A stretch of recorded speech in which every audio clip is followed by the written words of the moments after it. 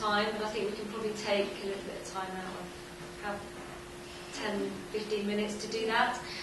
Questions, not forgetting, of course, Rebecca on Skype, so questions to any of the panel, comments. Can I open up to anyone, please? Lots of things to think about in there. From our multidisciplinary team, I think it's what's so great about today.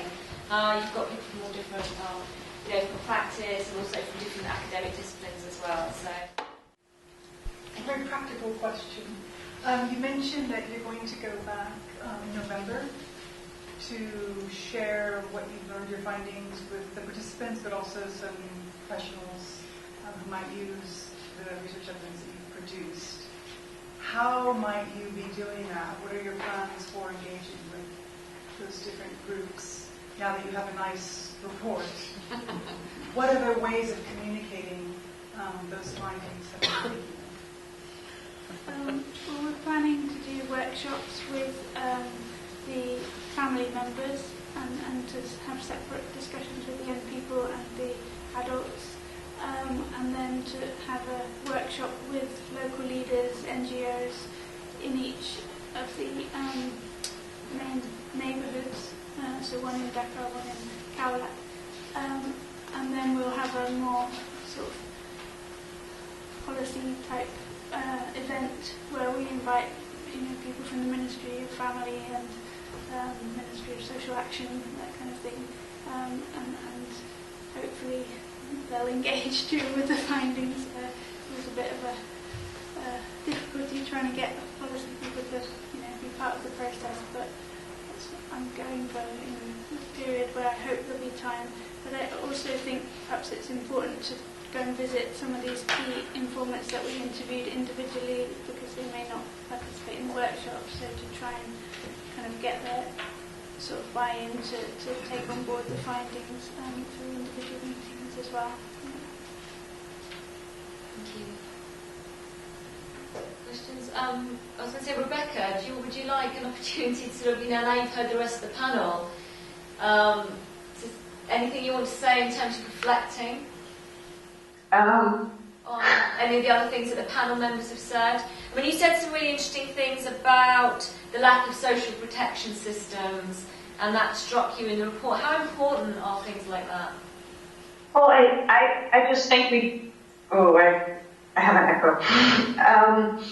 I just think it's very challenging. I think as practitioners, we often either look at strengthening the informal system or strengthening the formal system, and not how important both of those systems are and how they have to work together. Is there something that we could do more about targeting together with a community group rather than just have it be one or the other, I suppose. But it would be interesting, especially in terms of meetings in Dakar or meetings with some of the agencies doing social protection programming, as to where they think the barriers are. I don't think the only problem seems to be the lack of funds. Would anyone have a comment on that? Because I know quite a few people here are kind of practitioners, and earlier on this morning we were talking about austerity, but maybe not just the lack of funds. What are some of the other barriers and things? So.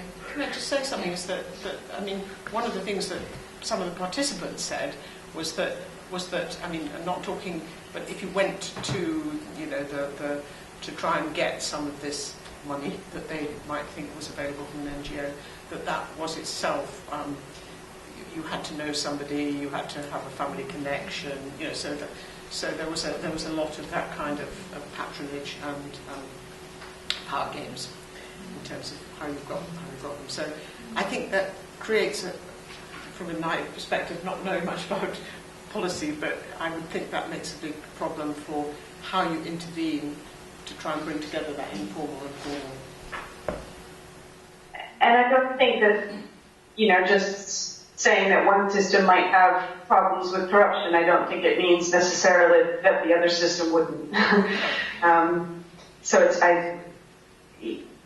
I think it's looking at transparency and how do we make sure that those vulnerability criteria are agreed upon and are actually understood by the community, and that you reduce the stigma in terms of accessing those funds as well. and that the funds are appropriate, that they're the amount of money that would provide a minimal level of support. I think another thing that we've looked at often is, maybe school fees are waived, but not the hidden costs for school. So in terms of transport or school uniforms or something, so that even though it's making it easier to access education, they haven't addressed all of the costs around education. Thank you. Any other questions from the floor, comments for any of the panelists, or indeed the Ruth and the team?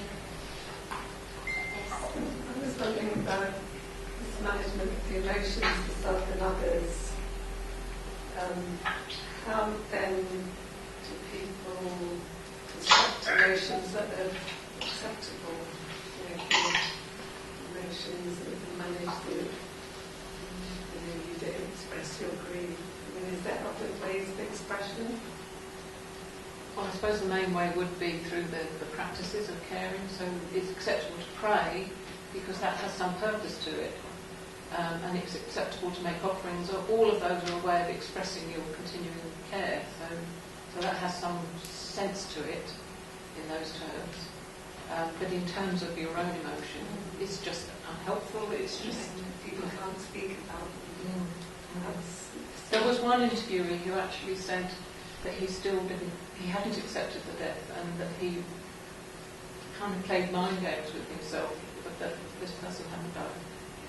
Yeah, and there was also several places where people told us about how they hadn't told children, and they thought the child didn't know because they'd just been told this person had gone away. Yeah, so ways of pushing it out of view, I suppose. Presumably, the less you think of that as somehow harmful. Yes, exactly. Yeah. Yeah. And also one of the things that struck me about it was that although, this was not a volunteer sample, people were suggested and we went and asked them if they would participate. So they haven't come forward because they want to talk about it. But there was quite a strong sense, I feel, that people were, they were glad to have had a chance to talk about it. But one of the things I would love to be able to do, and I have no idea whether it's appropriate or not, is actually to have a discussion with the imams about, because it's, one can quite see that this is a way of accepting things that we absolutely struggle with in the global north. We have such trouble accepting really difficult things, and this is a way of accepting it, but it does appear to have costs as well. Yeah. There was another question over there. Thank you.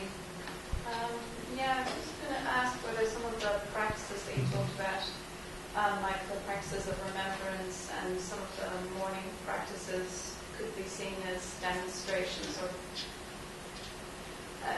emotions, means of expressing, showing, and practicing emotion, as opposed to the ones that we're potentially more used to, or the ones that we associate more obviously with emotion, like crying and wailing and these kinds of things. Can they be viewed in those kinds of ways, or were they very much? Did you frame them very much as regulations, or different, like not necessarily emotional? No, I think the offerings and the practices of remembrance are absolutely about providing some space for emotion within clearly defined kind of routes. Yeah. And people often talked about giving offerings when they'd had a dream about the son who died and wanted to do something to remember and sort of mark that. So yeah, it was, I think, very much part of their expression of care for that person who died. For some people, I was thinking of people. People who were a little bit more wealthy.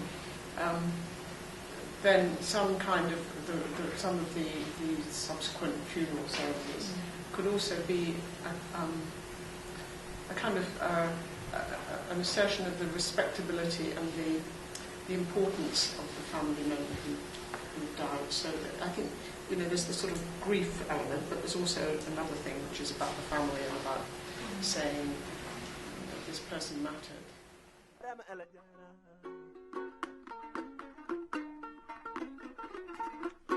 fallu fallu fallu njarem gerem nalla hono goɗɗo bite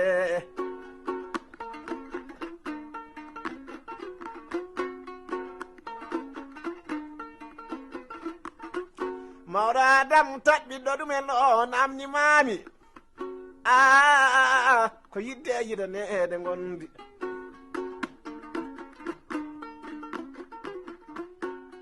rokota ko nafani